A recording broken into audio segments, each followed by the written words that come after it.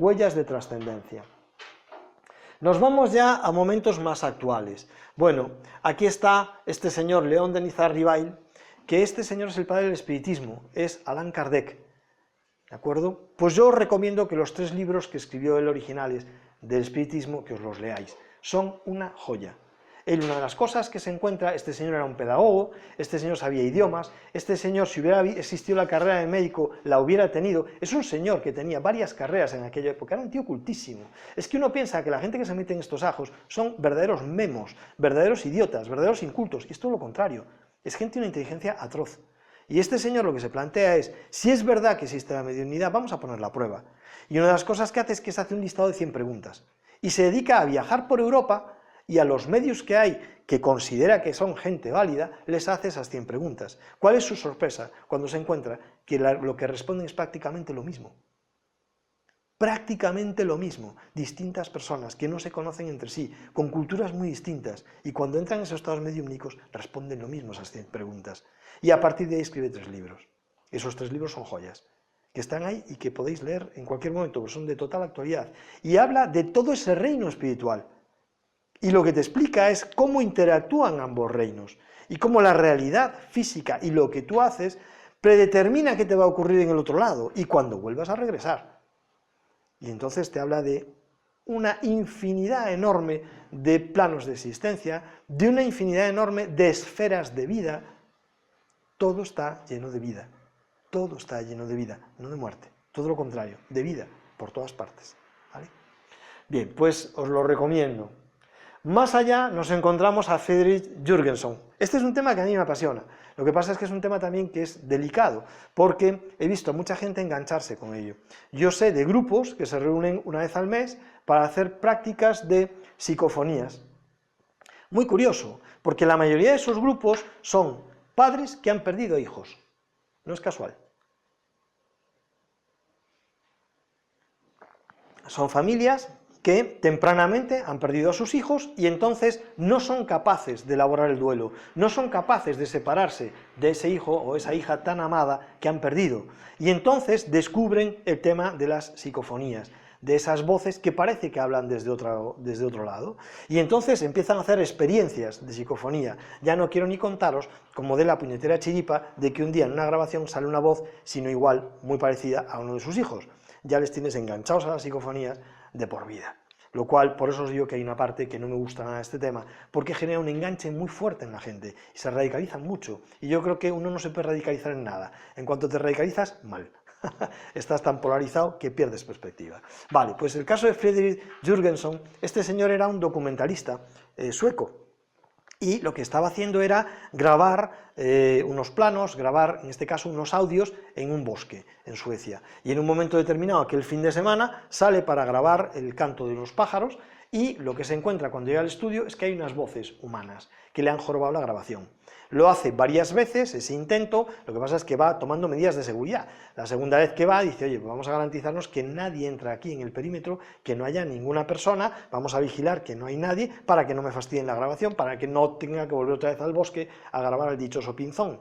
Y entonces, ¿cuál es su sorpresa? Cuando otra vez en el estudio vuelve a sacar la grabación y vuelve a escuchar voces humanas. Pero ya con los cascos se pone a escuchar con más detalle y de repente oye algo que dice, Friedel, Friedel, ¿puedes escucharme?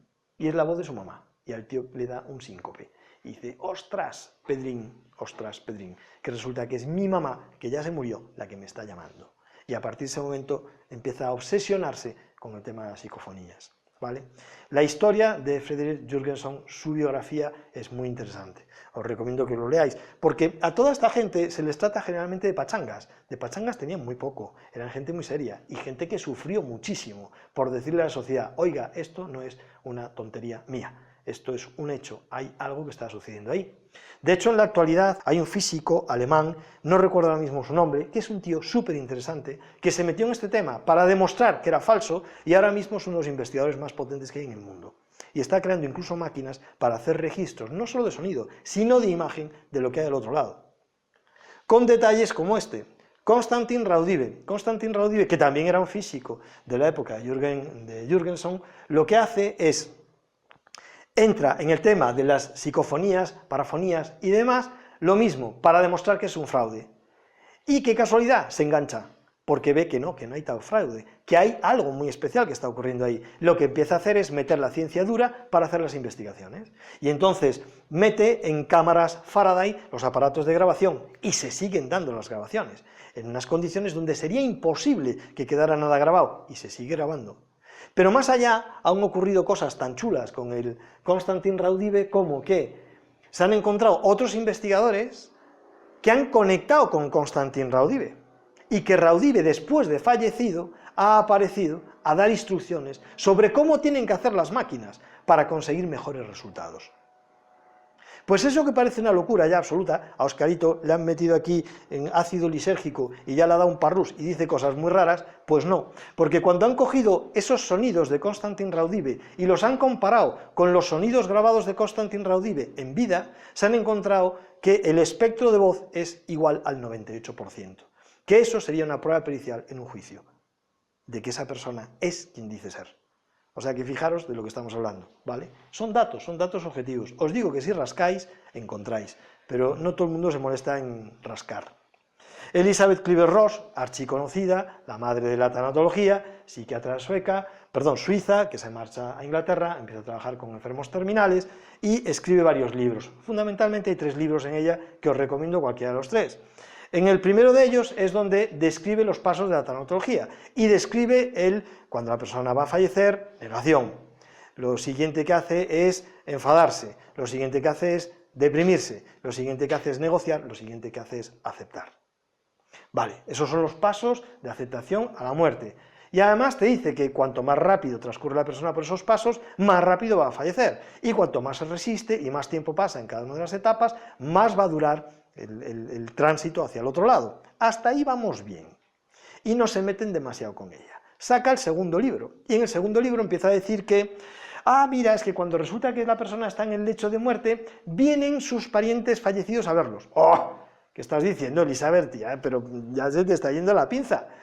Y no solamente empieza a decir eso, sino que empieza a decir, oiga, mire que resulta que empiezan a tener alucinaciones sistemáticas, empiezan a soñar con esos familiares fallecidos, empiezan a soñar con seres de luz, que se les presentan, que les dan instrucciones, que les dan información que es imposible que ellos conozcan, sobre otros familiares que además hace años que no ven, y empiezan a ocurrir cosas muy raras para la ciencia.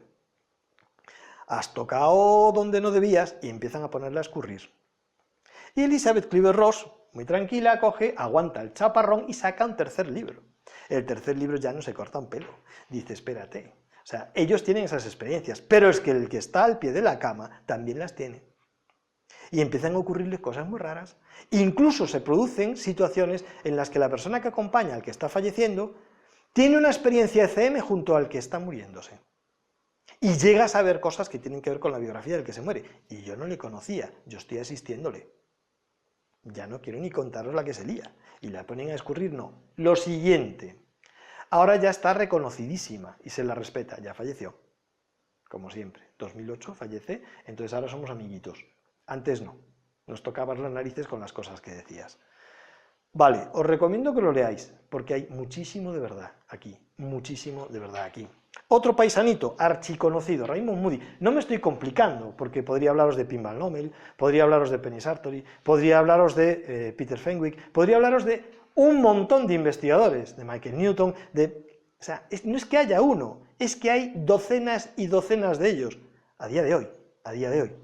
Raymond Moody todavía vive, tiene 80 y tantos años, viene por aquí todos los años. Este señor tiene 2 carreras, con 28 años ya era psiquiatra y tenía un doctorado en filosofía.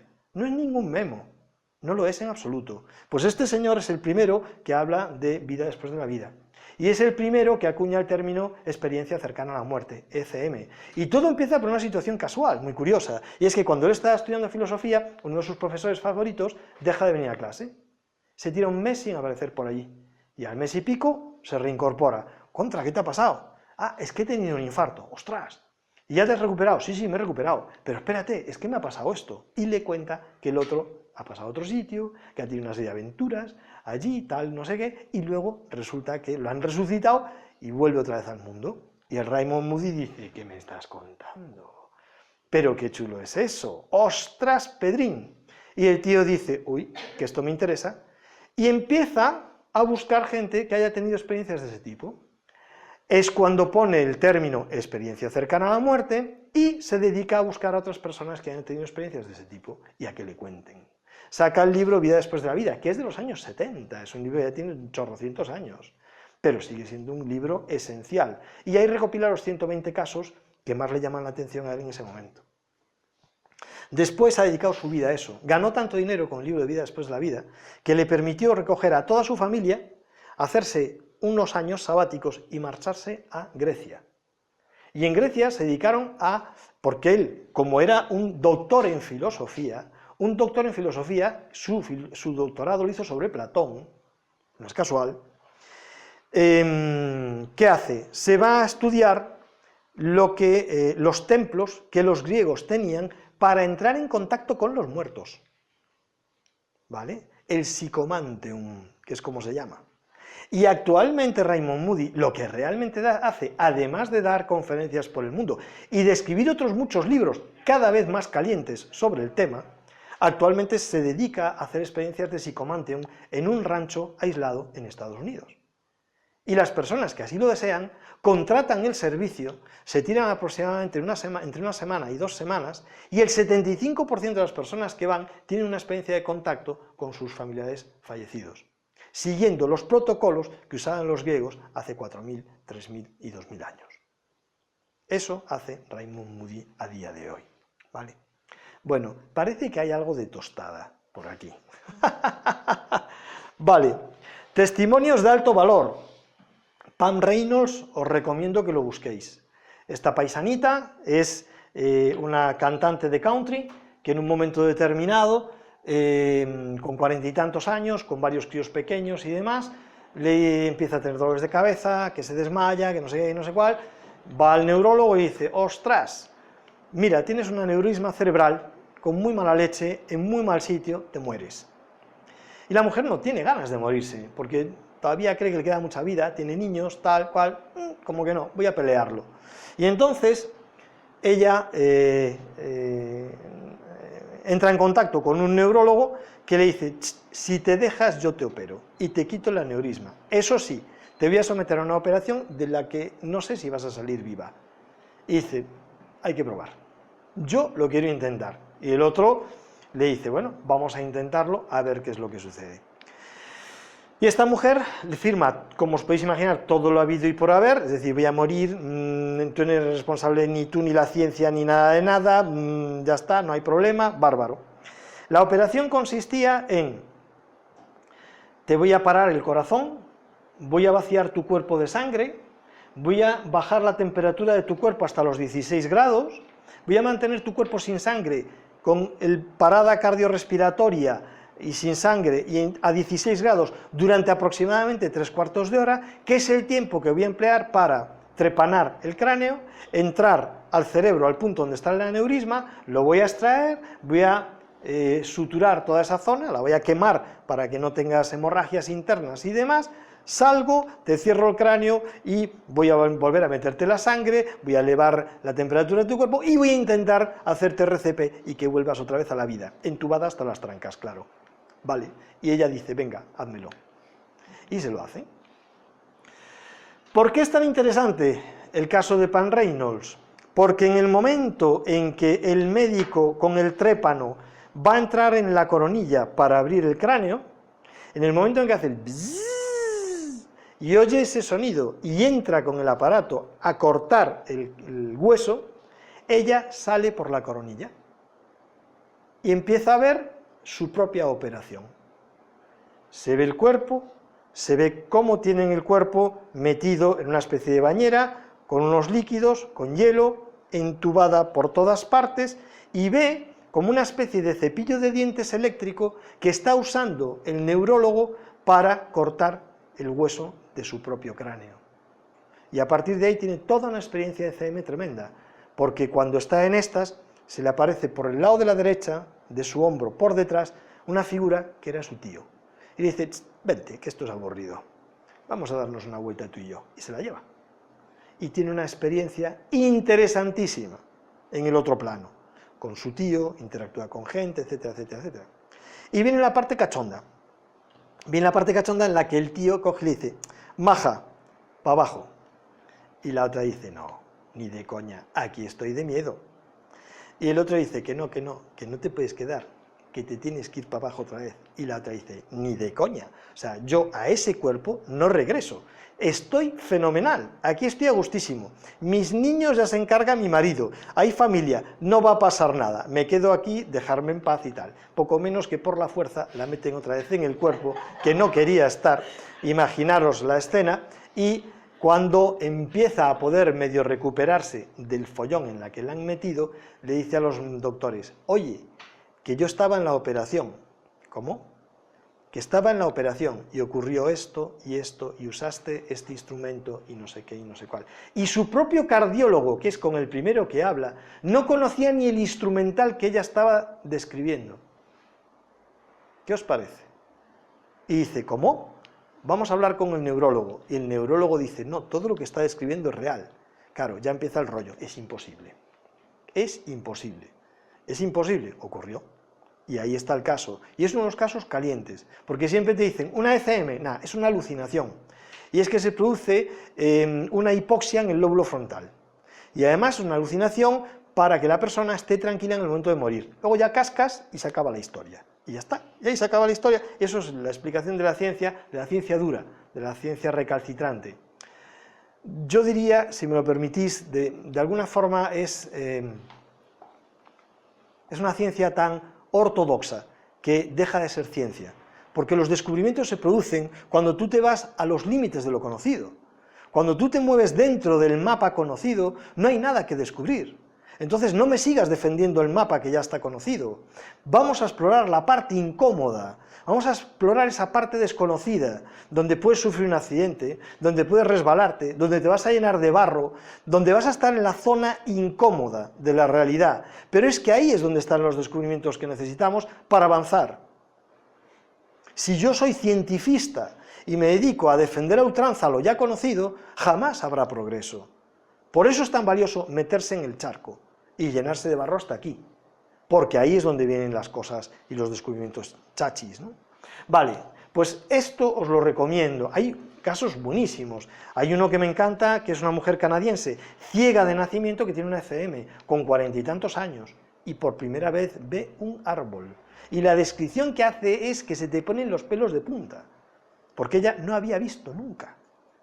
Y cae en la cuenta que eso debe ser un árbol. Y más allá, reconoce su propio cuerpo, por el peinado que ve, por el peinado que reconoce en una cosa que está tumbada en una camilla. Se da cuenta que eso debe ser su propio cuerpo. Y se queda cuajada. Y la descripción de toda la experiencia que tiene esta mujer ciega de nacimiento es espectacular. Y claro, no quiero ni contaros el shock cuando vuelve al cuerpo y vuelve a estar ciega. Y dice, me cago en... con lo a gusto que yo estaba en el otro lado, y además veía. Es muy interesante. Bueno, otro caso que os recomiendo es el de Eben Alexander. Eben Alexander se ha puesto muy de moda porque escribió Heaven is real, el cielo es real. Este señor tiene especial valor, por eso lo pongo en testimonios de alto valor, porque este paisanito, que es actual, pues además viene en octubre, le tenéis por aquí, hay un congreso en Madrid que va de tema de ECMs y demás. Lo que pasa es que a mí eso me aburre, es decir, todo el mundo se pone a hablar de ECMs, no, creo que hay que hablar de más cosas, porque tiene más dimensiones el tema de la trascendencia y de la muerte. Pero bueno, Eben Alexander es un caso muy importante porque este señor es neurocirujano, de la élite de la neurocirugía actual en Estados Unidos, y está en el hospital de Boston trabajando, y es el jefe de neurocirugía del hospital de Boston. Hasta que, no sé si es en 2007 o en 2008, creen que es debido a esto, viaja a Israel a hacer unas conferencias, a hacer una serie de intercambios, y cuando regresa a Estados Unidos, a los pocos días da una meningitis bacteriana. Esa meningitis bacteriana es extraordinariamente letal, porque la característica que tiene esa bacteria es que se come directamente el sistema nervioso por dentro, lo deja como un queso gruyère. Entonces, entra en coma, estando en su casa, la mujer se lo lleva de urgencias a su propio hospital, a su propia unidad, con sus propios compañeros, y él entra en coma en esas condiciones. Claro, los compañeros se quedan diciendo, ostras, ¿qué le ha pasado a este hombre? Le hacen una punción lumbar y sale pus. Y dicen, este está fatal, y tiene una meningitis, y es bacteriana. el pronóstico es que se te va a morir. Y le dicen a la mujer, prepárate, porque lo normal es que se muera. Y si no se muriera, lo que va a quedar es un vegetal, porque la bacteria se está comiendo todo su sistema nervioso. Y entonces se va a quedar prácticamente con funciones vegetativas. Olvídate de esta persona. Y la mujer dice, pues todo lo contrario. Vamos a hacer turnos de 24 horas. Mientras este no se despierte, aquí hay alguien dándole la mano y hablándole. Y además, incluso tenía gente rezando. Tenían amigos, se movilizaron todos, cultura católica, tal no sé qué, que si rezan, que si no sé cuál, y cada rato alguien dándole la mano de la familia. Con una meningitis bacteriana de caballo, el señor dura una semana, y a la semana se espabila. Y no solo se espabila, sino que habla. Y no solamente se espabila y habla, sino que dice, que no os vais a creer lo que me ha pasado.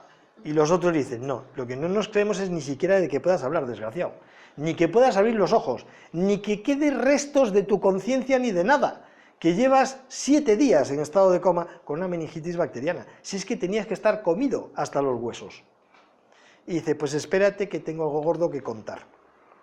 Súper interesante el libro de este señor, porque de lo que te está diciendo es, mire usted, yo, que soy neurocirujano, no me queda más remedio que bajarme los pantalones y perdonar la expresión, porque no tenemos ni puñetera idea, y porque lo que decimos no da respuesta a lo que sucede. La conciencia es independiente del cuerpo.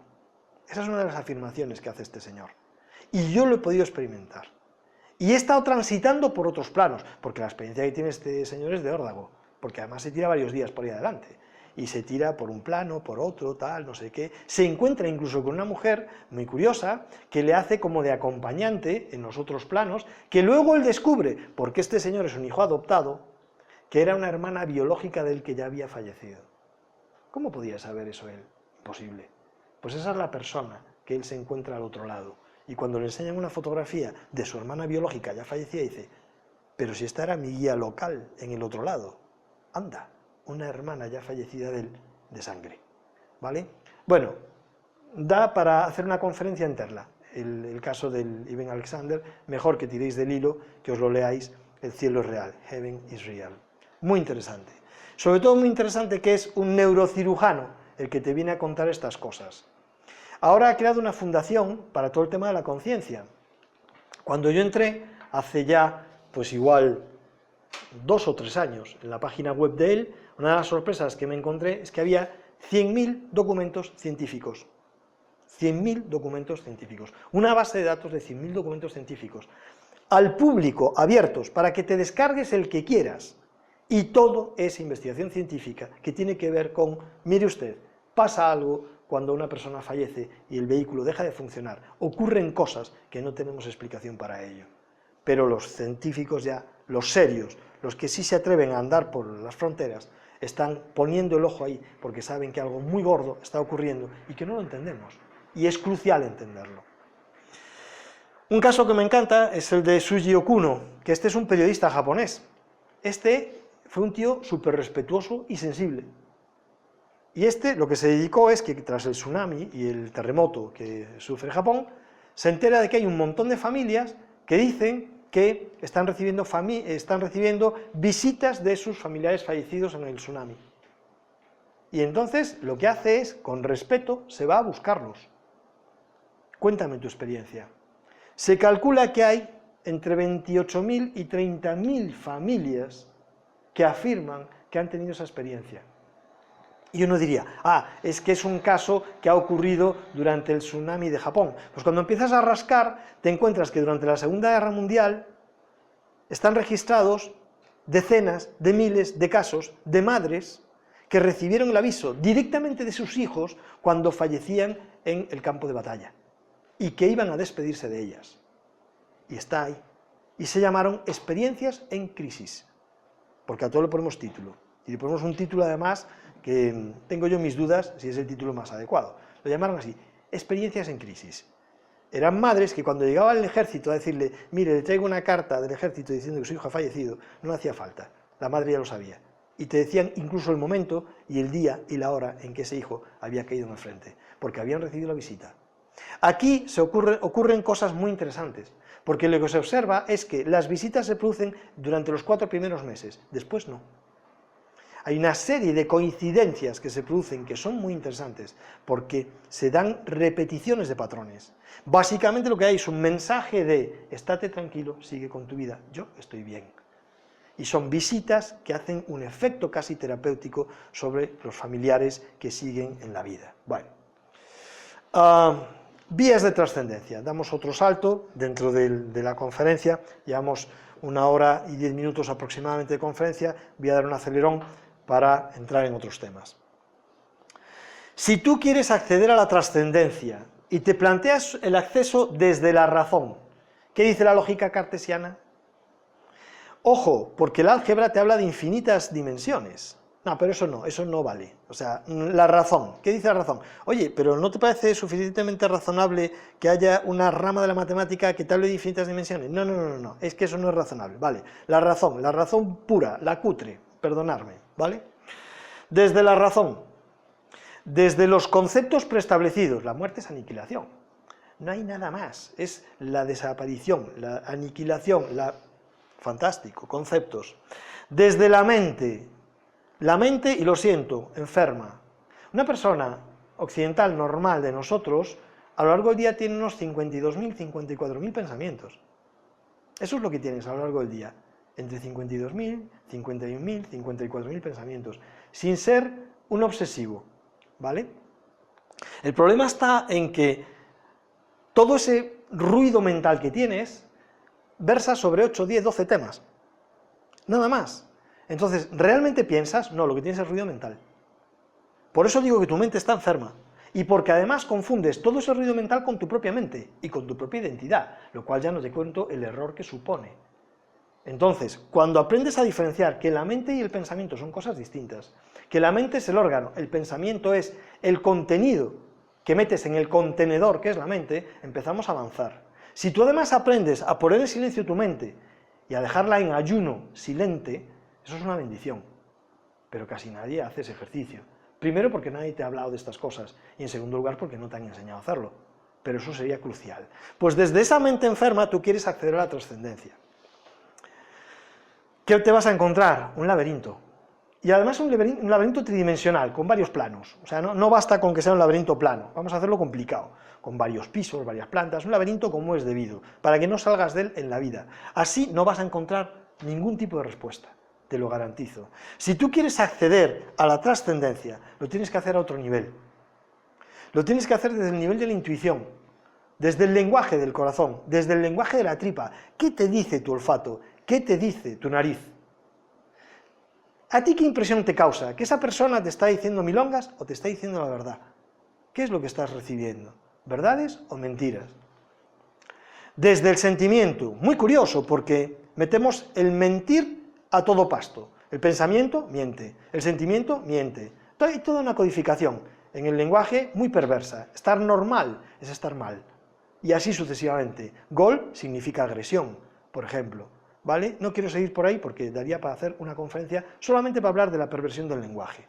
Vale, pues desde el sentimiento, desde la intuición, desde el vacío. Tú llénate de vacío, fíjate, llénate de vacío. Primero porque el vacío no está vacío, está lleno de cosas. Todo lo que emite cualquier cuerpo va al vacío, luego va a algún sitio, al vacío. Luego el vacío no está vacío, está lleno. Ya es un concepto que está pervertido. El vacío está en sí mismo lleno de cosas. Y todo vuelve y es devuelto desde el vacío. Desde la experiencia. ¿Qué te dice la experiencia? Si no es la tuya propia, la de otros individuos.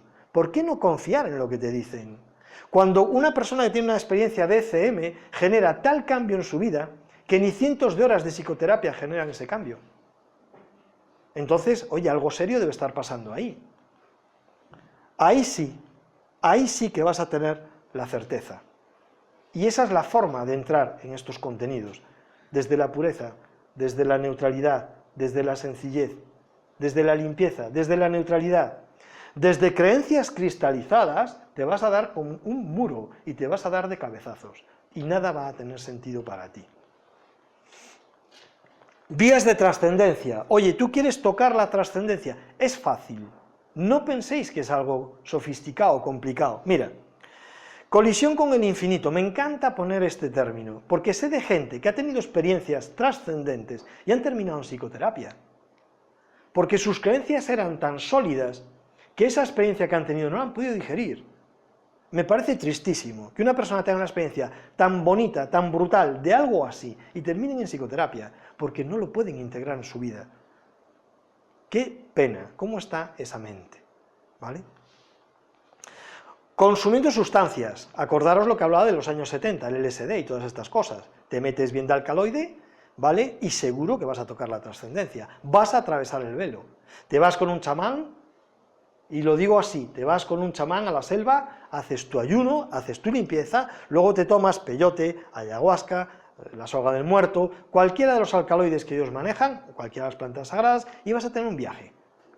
Y en ese viaje te vas a encontrar toda esta tostada y muchísimo más. Y vas a tener una experiencia terapéutica de cañón, ¿vale? Es una forma, y una forma buenísima.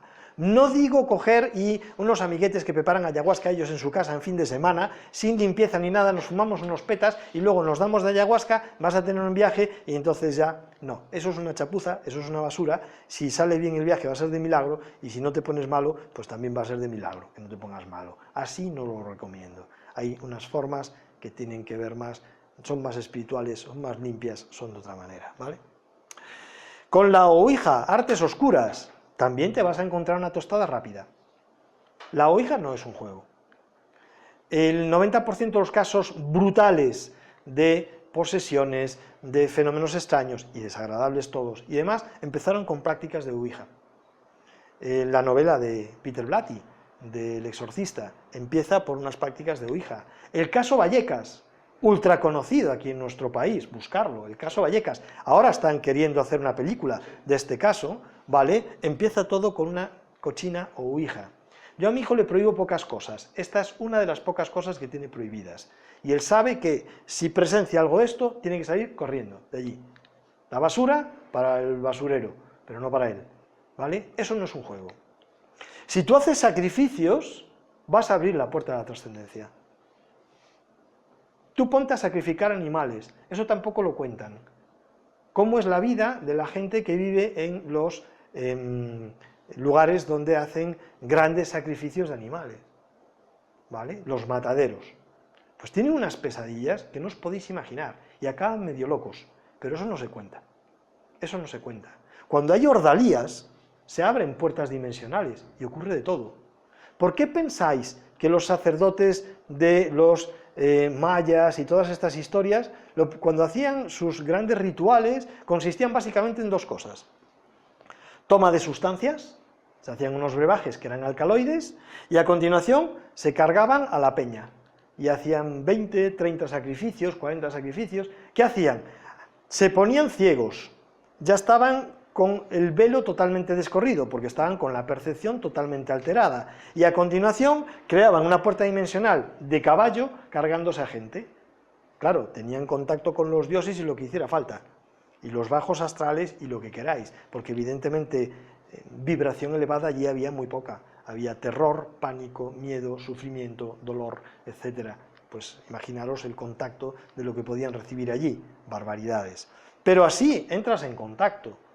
Los brujos oscuros consiguen mucho poder muy rápidamente, también mueren muy pronto, pero consiguen poder muy deprisa. Bueno, es una vía. Los sacrificios. Todo eso son vías negativas de acceso a la trascendencia. Tú quieres ver si todo esto es real, métete en estos ajos y hoy mismo puedes tener una experiencia de trascendencia. Ahora, yo no te lo recomendaría.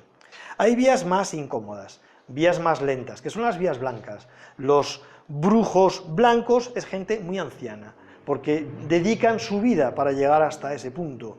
Por eso los brujos oscuros es gente que muere joven, lo consiguen todo muy deprisa, pero ¿a costa de qué? ¿De acuerdo? Ahí no. Tú tienes que trabajarte.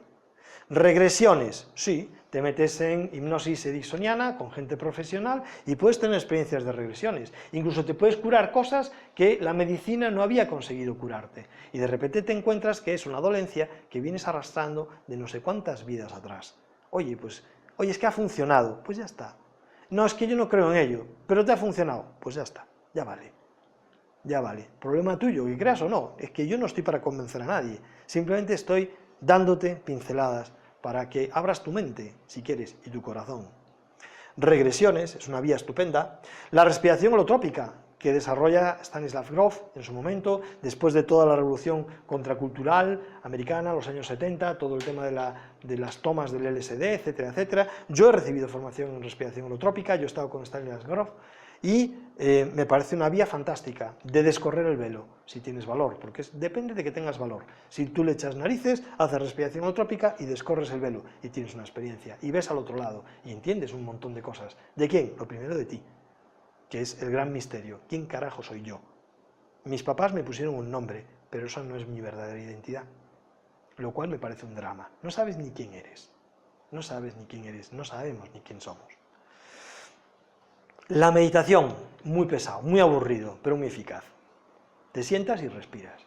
Y pones tu mente en silencio. Todo ese ruido mental lo quitas, lo retiras y entras en estados meditativos. Uno de los bardos que decía Padmasambhava, mira qué interesante, la meditación es una vía magnífica de acceso a la trascendencia. ¿Se consigue deprisa? No, yo en el año 93 me inicié en Zen y no he parado con la meditación hasta el día de hoy. Y espero continuar hasta el día que me toque marcharme al otro lado, porque es la herramienta de las herramientas. Es la herramienta de las herramientas. Antes de hacer la conferencia con Francisco, hemos estado haciendo, y unas pocas personas más, un pequeño ejercicio, y tenía que ver con todas estas cosas. Sueño consciente, interesante no, lo siguiente, la onirología y todas estas cosas, hay libros fantásticos. ¿De qué se trata? No solo de que recuerdes los sueños, sino que además los puedas manipular.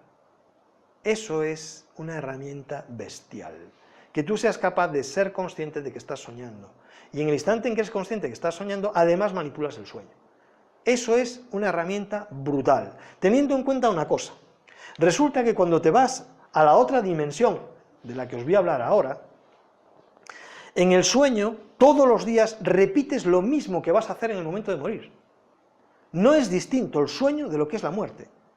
Y cuando te vas al otro lado, atraviesas un velo del olvido. Y cuando regresas, vuelves a atravesar el velo del olvido.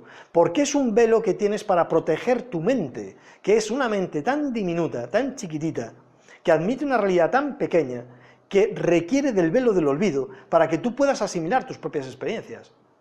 Son las experiencias que tienes a lo largo de tu vida, y hechos traumáticos simples, como la pérdida de un ser querido, como una separación, una pérdida de un empleo, cosas así, que son mini traumas y te cuesta trabajo asimilar.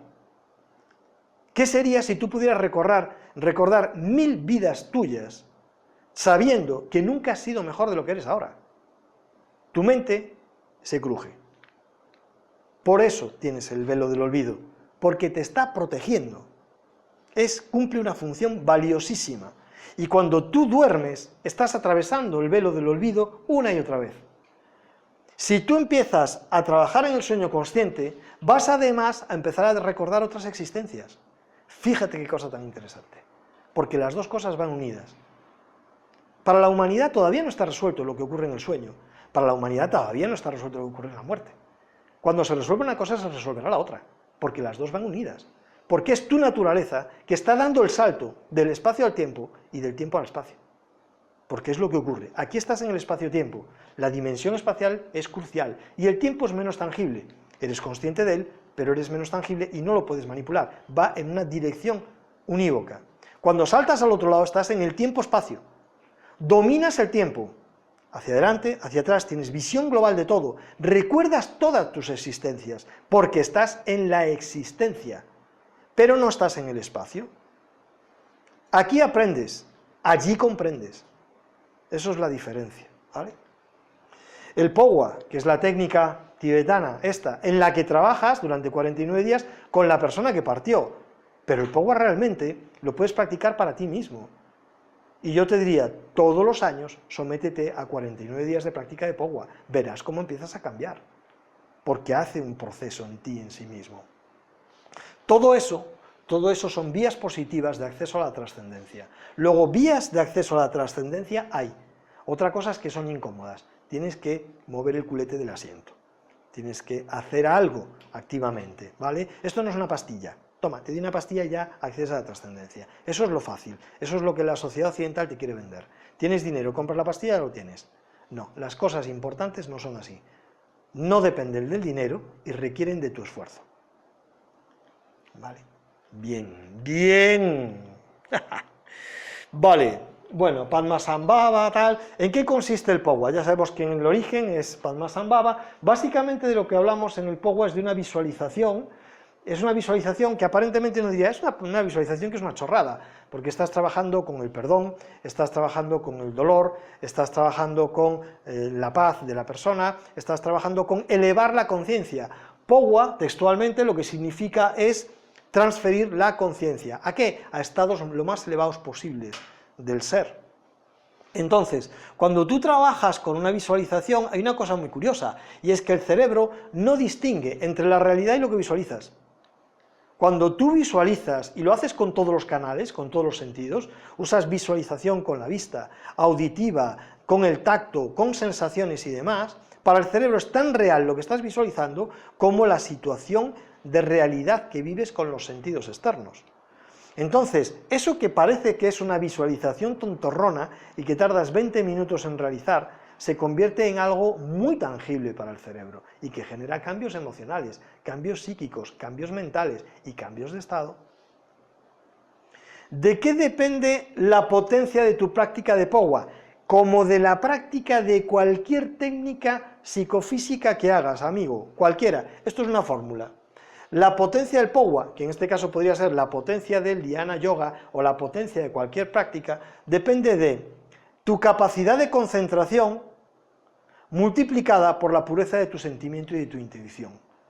¿Cuál es la intención que pones? Una intención positiva. Cuanto más elevada sea esa intención, mejor, porque estás elevando tu vibración. Y a eso además le añades capacidad de concentración. Eso es como un láser. Le metes potencia y es un láser.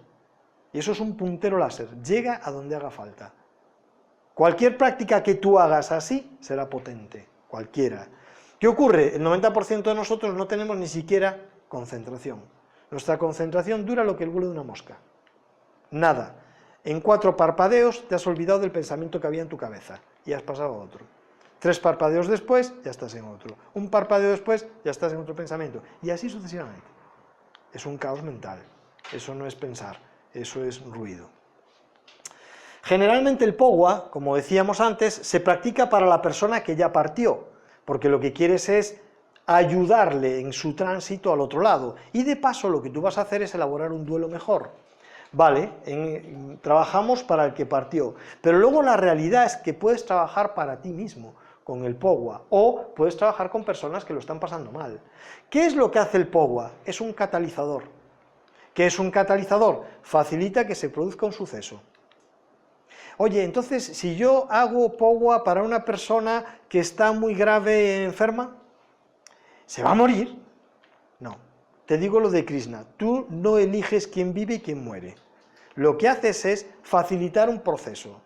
Si en su destino está morirse, le vas a ahorrar sufrimiento, porque lo que le tenga que ocurrir le va a ocurrir más deprisa. Si en su destino está el sobrevivir a esa enfermedad, vas a ayudar a que se restablezca antes, porque estás metiendo tu energía psíquica positiva en ese individuo, en ese ser. Eso es lo que hace el Pogwa. Si lo haces en ti mismo, miel sobre hojuelas, es un regalo que te haces.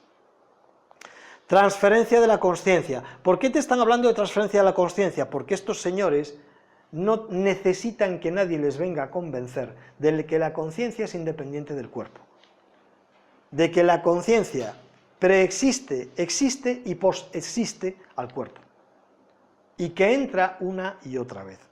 Vamos a hablar de conciencia y terminamos. Me voy al origen metafísico del Pogwa. Tenemos que pensar en nosotros como seres multidimensionales.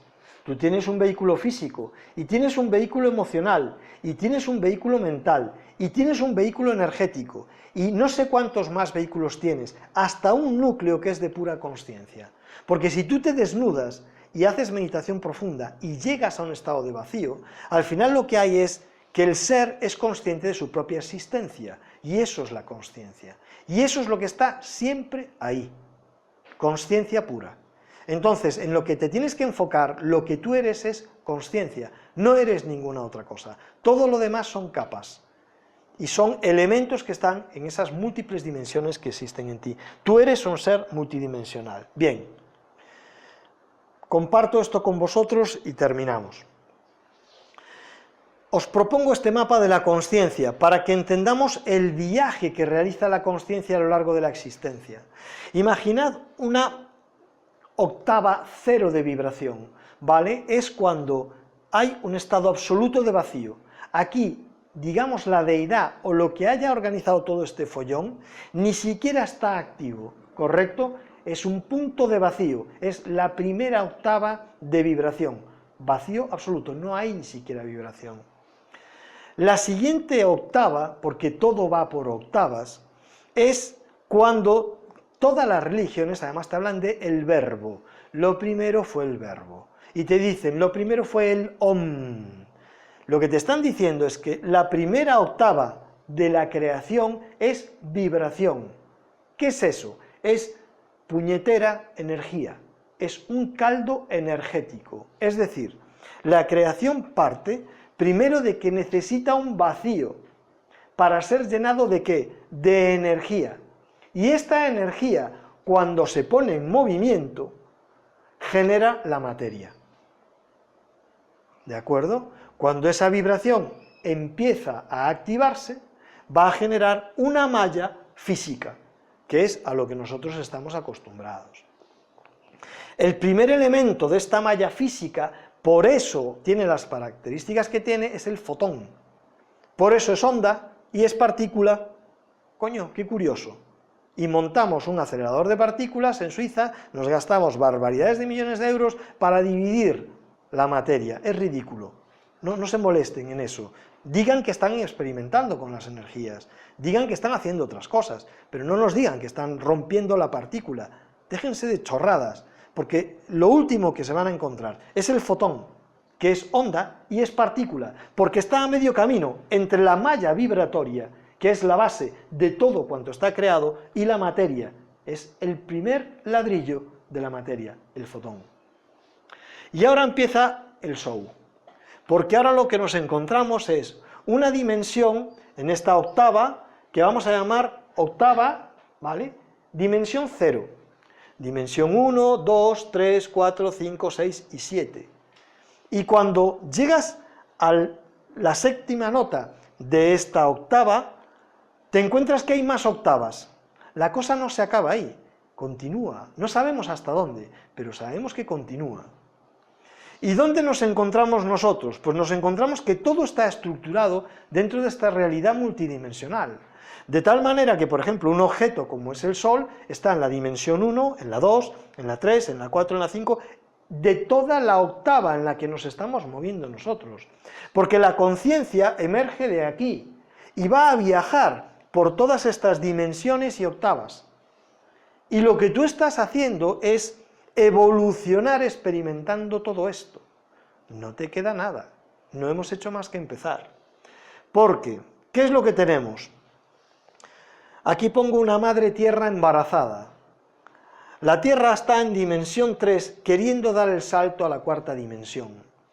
¿Cuál es la dimensión 0? La dimensión 0 es la dimensión de las moléculas, de las partículas elementales, de los átomos. Esa es la dimensión 0, donde el tiempo no tiene ningún sentido, no existe.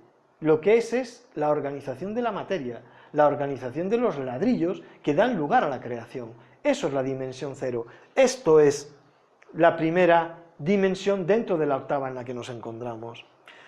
En la primera dimensión, ya damos un saltito, una primera dimensión dentro de esta octava, ¿qué es lo que nos vamos a encontrar? El reino mineral. Estas partículas, estas moléculas, empiezan a organizarse. Es las rocas, son los gases, son los minerales. ¿Qué ocurre? Dentro de una dimensión 1, ¿es lo mismo un gas que una estructura de roca cristalizada? Pues no. Seguramente un 1.1 sea el gas, a lo mejor un 1.3 es la roca, y desde luego un cristal de cuarzo que está perfectamente estructurado molecularmente, a lo mejor es un 1.7. O sea que fíjate todo lo que hay. Y aquí en todo está metida la conciencia. ¿Y esto tiene conciencia? Sí, es que tú estás en un caldo de conciencia. No hay nada a tu alrededor que no sea conciencia. Lo que pasa es que la conciencia da saltos de identidad. De alguna manera lo que hace es que se acumula, se condensa en un sitio. Tú eres una conciencia condensada. Entre la dimensión 1 y la dimensión 2 está el reino vegetal. Pero igual que entre la dimensión 1 y la dimensión 2 hay grandes saltos dimensionales y hay muchos escalones, en el reino vegetal igual. ¿Es lo mismo la conciencia que tiene una brizna de hierba que una secuoya milenaria? No. Seguro que no. Seguro que no. Te hablan del valor de los cedros, que son plantas que duran de 500 años en adelante, y que te dicen que cada milenio hay varios cedros que, digamos, dan un salto de conciencia, y vibran. Y tú pones la mano en el tronco y sientes la vibración del cedro, porque ha estado acumulando energía y se convierte en una antena energética. Son árboles con verdadera conciencia. ¡Oh, qué cosas más raras dices, Óscar! No, perdona, es que te recuerdo que estás en un caldo de conciencia, y que todo lo que te rodea es consciencia, y que todo está ordenado en frecuencias, escalas y dimensiones. En la dimensión 2 nos encontramos el reino animal. Pues tienes desde reinos animales unicelulares, que seguramente están en la dimensión 1, hasta animales pluricelulares, que estarán en el 2.0 o en el 2.1, o mamíferos más o menos elevados, pues como puedan ser grandes simios, que estén en el 2.7, a punto de hacerse humanos. ¿Qué crees que es una mascota de las que tú puedes tener? ¿Por qué una mascota está contigo? ¿Por qué sacrifica toda su existencia, aislado de sus iguales para estar contigo? Está conviviendo con una entidad de tercera dimensión o de cuarta dimensión, que es el humano, seguramente para que su conciencia se condense y dé el salto a tercera dimensión, porque se van dando saltos evolutivos. ¿Y dónde se dan esos saltos evolutivos? Cuando tú estás en la densidad y como tú eres un ser multidimensional, saltas al tiempo-espacio y tu conciencia vuelve otra vez a entrar y va dando pequeños saltos evolutivos y la conciencia va evolucionando. Por eso es el mapa evolutivo de la consciencia, por eso lo planteo de esta manera. De tal manera que ese animal, pues imaginaros, aquí lo que hay es una conciencia colmena en la dimensión 2, donde, por ejemplo, una manada de lobos, pues tiene una conciencia de manada, y hay individuos que tienen conciencia de manada, pero hay un individuo alfa, que tiene una conciencia que está por encima de los otros. Hay un individuo que es 2.7, a lo mejor el resto son 2.4 o 2.3, pero el líder de la manada es un 2.7, y seguramente cuando vuelva otra vez a entrar en la materia, ya dé el salto al 3. ¿Aquí qué tienes? Teóricamente el reino de lo humano. Aquí, ¿cuál es el catalizador? ¿Qué es lo que acelera el proceso evolutivo? El dolor, el sufrimiento físico. Fijaros que en un animal, en un ser de dimensión 2, ni siquiera es el catalizador del dolor, es la supervivencia, la lucha o la huida, ese es el catalizador. En una dimensión 3 el catalizador es el dolor. El humano necesita enfermar para evolucionar, necesita tener experiencias de sufrimiento para avanzar, y generalmente empieza con experiencias de sufrimiento en su vehículo, en el dolor físico. Y a medida que la persona avanza de dimensión 3 a dimensión 4, el catalizador más importante empieza a ser el mental, el sufrimiento mental, no el físico. ¿Qué te ocurre? Pues que tienes humanos que son prácticamente como animales, están en un nivel 3.0, en un nivel 3.1. Esos señores radicales que se dedican a sacrificar a otros, tienen la conciencia de un animal, o poco más, nada más, es un 3.0, es un 3.1. Seguramente aquí hay animales, 2.7, que tienen casi más conciencia que ellos, probablemente. Y hay animales que seguro que están en dimensión 3, que están en 3.2 o en 3.3, un delfín, un gran simio, un paquidermo, de estos que es líder, seguramente, están más evolucionados incluso, porque tiene aspecto de humano, pero nada más, está en la dimensión 3 pero muy abajo. Una persona que está constantemente trabajando su espiritualidad, constantemente pensando en crecer, en evolucionar, en avanzar, pues a lo mejor es un 3.7. Te dicen que los grandes avatares de la humanidad son 4.2, 4.4, nada más, 4.2, 4.4. Imagínate tú que estés en 3.5, 3.6, me da igual, donde sea, en 3, donde quieras. Un mosquito, que es a lo mejor una dimensión 1, ¿qué valor le das a esa vida? Ninguna. Respeto a esa vida, a esa existencia, ninguna.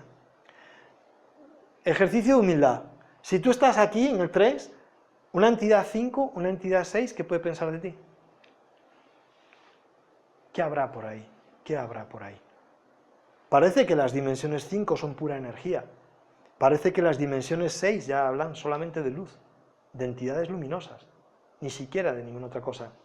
Cuando Yogananda recibe, que os puede sonar todo esto muy raro, pero es que estoy encontrándome esta información en un montón de sitios y estoy haciendo un esfuerzo de sintetizarla, organizarla y estructurarla.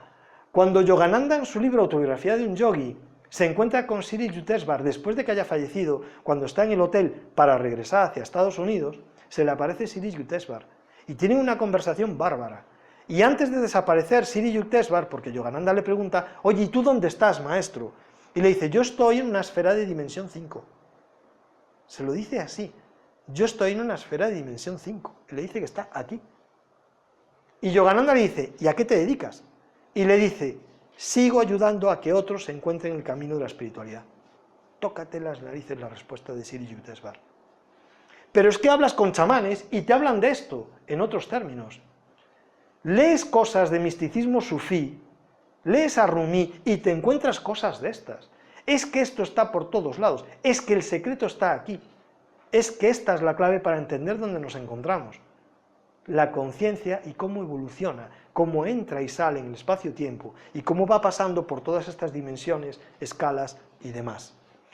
Estas curvas que he dibujado ahí es cómo se produce la separación de la conciencia, cómo se da la fantasía de separación de la conciencia matriz. A medida que tú entras en la dimensión 3 y transitas hacia la 4, estás ahora precisamente en un momento crítico evolutivo, donde te sientes separado de todo lo demás. Y eso no es casual, porque es parte de tu evolución. Tú ahora estás saliendo de una conciencia grupal y una conciencia colmena a una conciencia individual. Por eso es tan importante que tú seas individuo y que tengas identidad, porque te estás separando de la conciencia matriz unificada. Y ahora los siguientes pasos que vas a dar en tu evolución va a ser volver a unificarte con la conciencia matriz. Vuelves otra vez a entrar en sintonía. Lo que pasa es que de otra manera. ¿Cuál es la conciencia de 4D? Es una conciencia que no es colmena, es una conciencia social. ¿Qué es una conciencia social? Imagínate vivir en un grupo social de individuos donde compartes toda la experiencia de todos los individuos que han existido y que existen contigo. Eso es una conciencia social. En primer lugar, el otro es imposible que le veas como tu enemigo. En segundo lugar, jamás podrías agredirlo. En tercer lugar, solo busques el beneficio del otro, porque es tu propio beneficio. Eso es una conciencia 4D, y eso es una conciencia social. Imaginaros la evolución que tú sufrirías si tú naces en un entorno así, donde todo lo que han aprendido esos individuos de tu misma especie se te entrega por el hecho de aparecer entre ellos. Has avanzado como un cohete. Aquí se dispara la evolución a nivel de conciencia. Estamos aquí, lamentablemente. Y aquí hay 7.000 y pico millones de individuos que están desde el 3.0 y algunos a lo mejor en el 4. algo, conviviendo todos en masa. Por eso te cruzas con gente y no entiendes nada. Porque es que el nivel de conciencia no es compartido. Y tienes gente muy avanzada con gente que son como animalitos, o peor que algunos animales, ¿vale? Y cuando das el salto del espacio-tiempo al tiempo-espacio, hay un velo en la conciencia que te protege. A medida que avanzas por aquí, ese velo va desapareciendo. Parte del despertar es que el velo se difumina cada vez más. Y tienes recuerdos de otras existencias. Y todo lo empiezas a comprender de una forma global.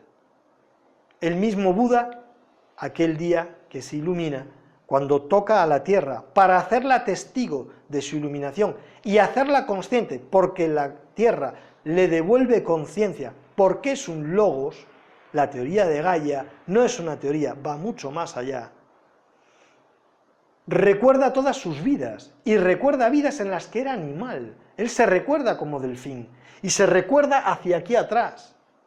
Fíjate qué dato tan curioso. Cuando tú eres feto, el vehículo que vas a emplear para moverte por la densidad, el feto tiene una evolución de todas las especies previas. Eres un animal unicelular, pluricelular, cordado, reptil, aviar, mamífero y luego humano. ¿Tú crees que eso es casual? No.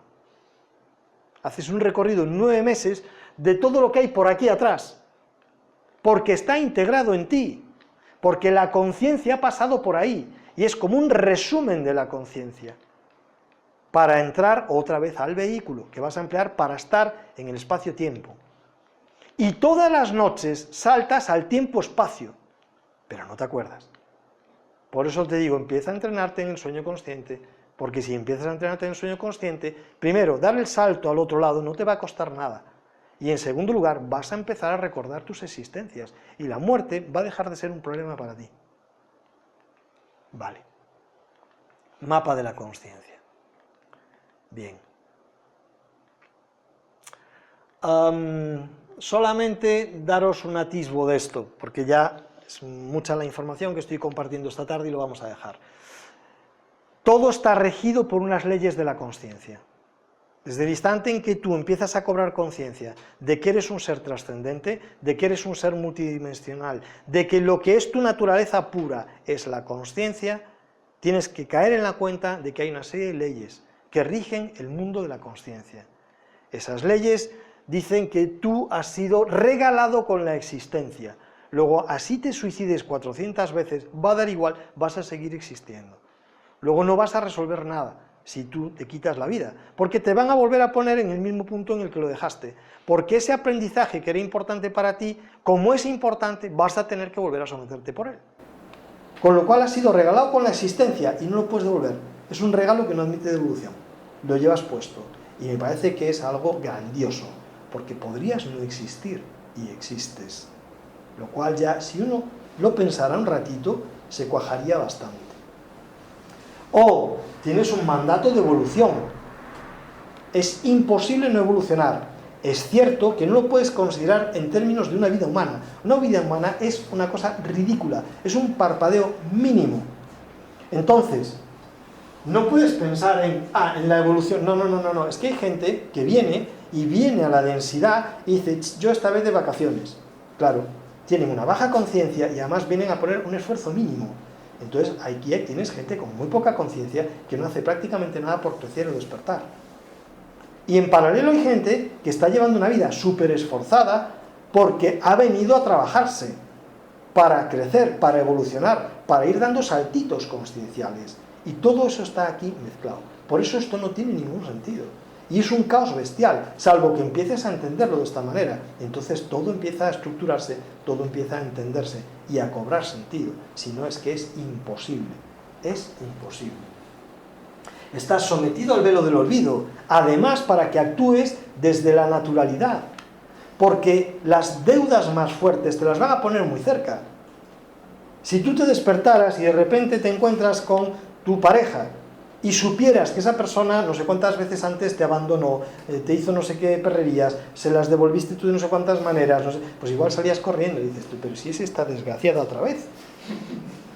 Claro, mejor el velo del olvido, donde te vuelven a poner con esas grandes deudas para ver si esta vez lo resuelves airosamente y lo haces de una forma más positiva, más amorosa, porque has venido a aprender desde el amor, porque esa evolución consciencial pasa por un vértice, que es el egoísmo, que es el amor a uno mismo, o el amor compasivo hacia el otro. Por eso estamos en la sociedad en la que estamos, donde lo que priva es lo egoísta, la competencia, el estar por encima del otro, el crecer a costa del otro. Entonces, Estamos pasando a un nivel evolutivo distinto, donde se busca una sinergia, una cooperación, etcétera, etcétera. Pero eso ya entra en un estado evolutivo del ser y del querer y del amar. Vale, está el karma. El amor, en el fondo, es una energía de resonancia que lo que te hace es estar acorde con la energía del universo, de la creación. Eso es el amor, no es un sentimiento, es una energía que está en todos. Y de hecho tú puedes experimentar esta resonancia armónica sin necesidad de estar en compañía de nadie. Pero eso tampoco te lo han contado. Te hablan de un amor romántico bastante infantil que tiene poco que ver con la realidad de lo que es esto. ¿Vale? Bien. Pues, si os parece, vamos a terminar ya aquí. Simplemente os brindo este mensaje final en la conferencia, que es este. Estabas buscando, seguramente, pues verás que a fuerza de buscar el conocimiento y la verdad, vas a empezar a ser buscado por el propio conocimiento y la verdad. Y aunque no busques, de repente vas a ser buscado. Eso es una cosa que te va a empezar a pasar. Estás despertando, estás empezando a salir del olvido. ¿Vale? Es parte del proceso. Si tú estás creciendo y quieres saber realmente si estás creciendo, inevitablemente se produce esto. Y el velo, ese olvido, esa capa de difuminación empieza a ser cada vez más sutil. No desistas. Sigue adelante. Oye, es que me estrello, es que estoy pasando una época muy mala, es que me va fatal, es que los sufís dicen una frase que es impresionante. Cuanto peor, mejor. Cuanto peor, mejor. ¿Vale? No desistas. Hay un plan, hay un propósito grandioso para todos, porque estamos para crecer, para evolucionar. Luego lo que viene va a ser siempre mejor. No significa que eso te haga más rico, más guapo, más... No. Lo que tienes que ser es más sabio, más amoroso, tener una conciencia más ampliada, que ese es el crecimiento. Somos peregrinos y estamos todos de regreso hacia la conciencia, pero desde la individualidad, ya no desde una conciencia colmena, sino siendo conscientes de nuestra individualidad, entrar en resonancia con la conciencia del universo, que es de lo que se trata. Y con esto y un bizcocho lo dejamos aquí y ahora nuestras preguntas.